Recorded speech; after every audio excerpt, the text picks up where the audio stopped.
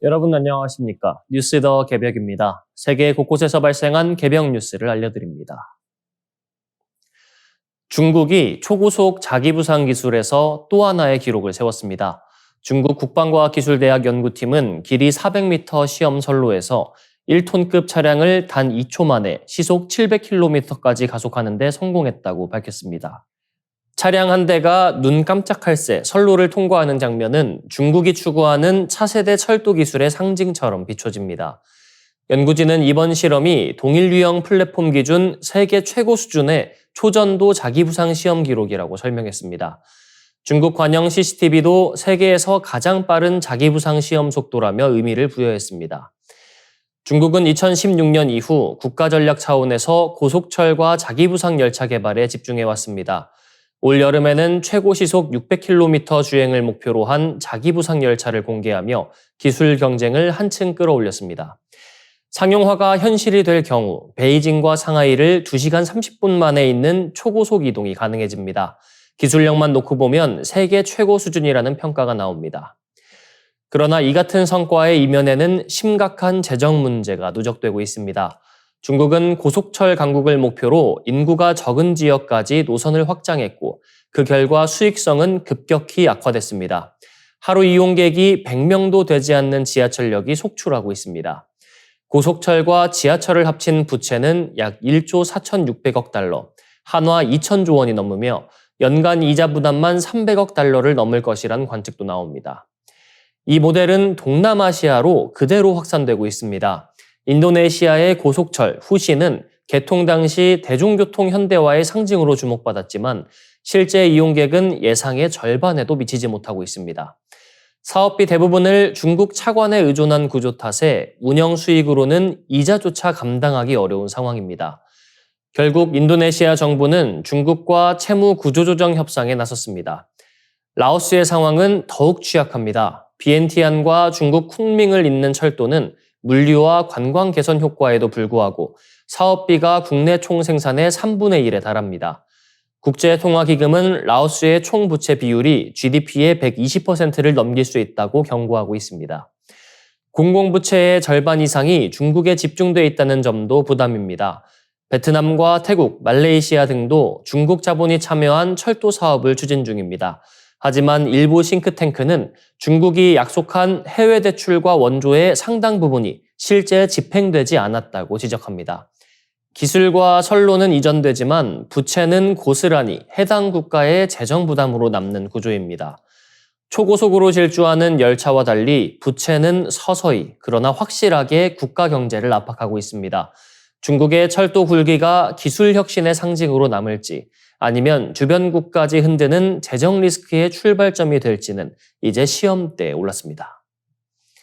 지구온난화가 지속될 경우 앞으로 매년 최대 4,000개의 빙하가 사라질 수 있다는 경고가 나왔습니다. 해수면 상승과 물 부족, 대규모 인구 이동으로 이어져 인류의 삶을 직접 흔들 수 있다는 분석입니다.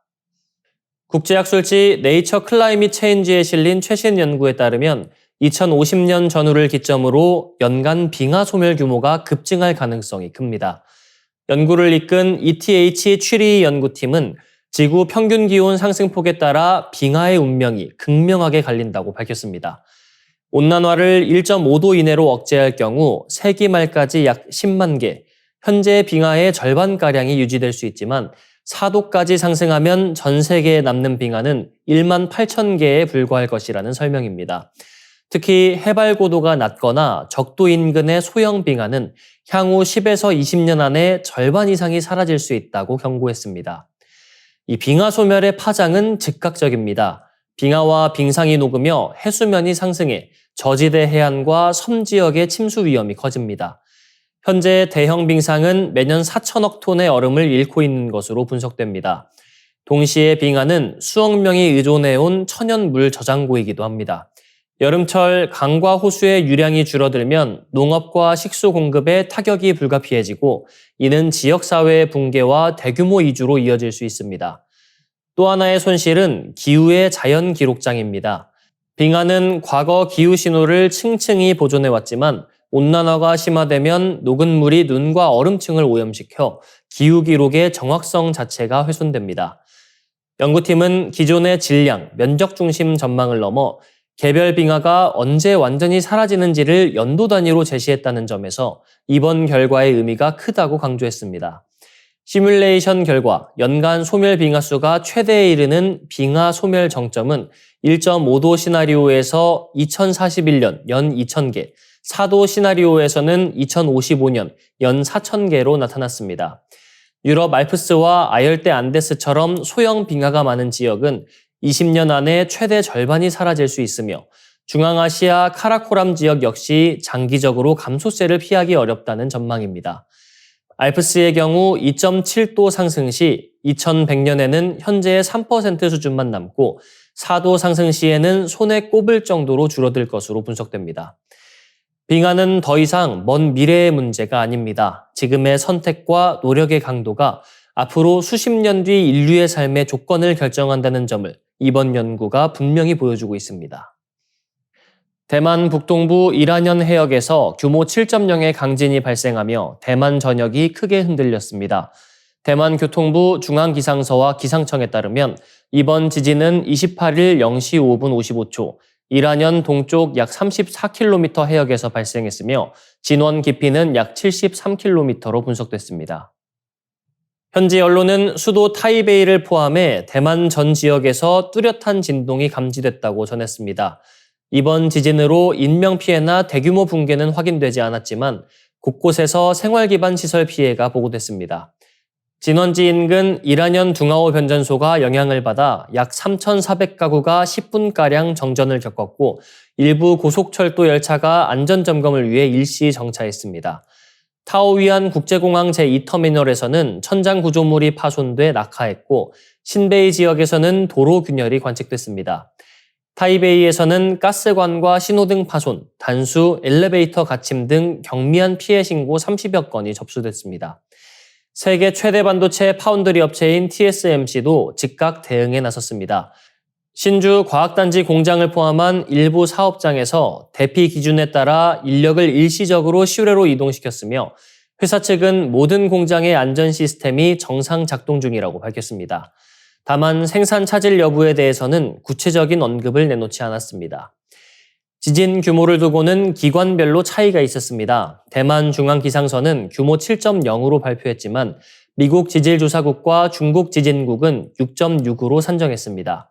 우젠푸 대만 중앙기상서 지진예측센터장은 이번 지진이 대만 전역에 강하게 느껴졌지만 대형 피해로 이어질 가능성은 낮다고 평가하면서도 규모 5.5에서 6.0 수준의 여진 가능성을 경고했습니다. 최근 일본에 이어 대만까지 강진이 잇따르면서 환태평양 수산대 이른바 부리고리를 따라 지진 활동이 다시 활발해지는 것 아니냐는 우려도 커지고 있습니다. 전문가들은 개별 지진 사이에 직접적인 인과관계를 단정할 수는 없지만 단기간 내 연속 발생 자체만으로도 지역 전반의 경계 수준을 높일 필요가 있다고 강조하고 있습니다. 아프리카 동부의 미승인 국가 소말린란드를 이스라엘이 세계 최초로 국가로 승인하면서 국제사회에 거센 파장이 번지고 있습니다. 이 결정 직후 유엔 안전보장이사회는 12월 29일 긴급회의를 소집해 사안을 논의했습니다. 소말릴란드가 위치한 소말리아는 물론 아프리카 연합과 중동 아프리카 주요 국가들이 일제히 반대 입장을 밝히며 외교적 긴장이 빠르게 고조되고 있습니다. 이 소말린란드는 1991년 소말리아 내전 혼란 속에서 일방적으로 독립을 선언한 이후 30년 넘게 사실상 독자적인 정부를 운영해왔습니다. 자체의 군대와 화폐를 보유하고 선거를 치르며 상대적으로 안정된 치안 상태를 유지해왔지만 국제사회에서는 줄곧 소말리아 영토의 일부로 간주돼 왔습니다. 이런 상황에서 이스라엘의 승인은 국가 주권과 영토 보존 원칙, 민족 자결권을 둘러싼 국제 질서를 정면으로 건드린 조치로 평가됩니다. 아프리카 연합은 즉각 성명을 내고 소말리아의 주권과 영토적 완전성을 침해하는 행위라며 강하게 반발했습니다. 이집트와 나이지리아, 튀르키예, 사우디아라비아 등 20여 개국과 이슬람 협력기구도 공동 성명을 통해 지역 안정과 국제 평화에 심각한 파급 효과가 우려된다고 밝혔습니다. 특히 아프리카 각국은 이번 선례가 대륙 전반의 분리 독립 움직임을 자극할 수 있다는 점을 가장 우려하고 있습니다. 이스라엘의 이번 결정 배경에는 가자지구 문제와의 연관성도 거론됩니다. AP통신은 이스라엘이 가자지구 팔레스타인 주민 이주 방안과 관련해 소말릴랜드와 접촉해왔다고 보도한 바 있습니다. 이에 대해 다수 국가는 강제 이주 자체가 국제법 위반이며 전쟁 범죄에 해당할 수 있다고 지적합니다. 이스라엘의 최대 우방인 미국과 유럽연합도 분명한 선을 그었습니다. 미국 국무부는 소말리아의 영토적 완전성을 인정한다는 기존 입장을 재확인했고, 유럽연합 역시 유엔 헌장과 아프리카 연합 헌장에 따른 소말리아 통합 원칙을 강조했습니다. 도널드 트럼프 미국 대통령도 관련 질문에 냉담한 반응을 보이며 사실상 거리를 두는 모습입니다.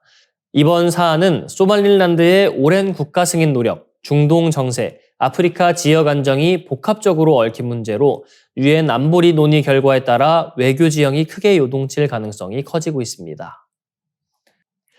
이상으로 뉴스 더 개병 마치겠습니다. 시청해주셔서 고맙습니다.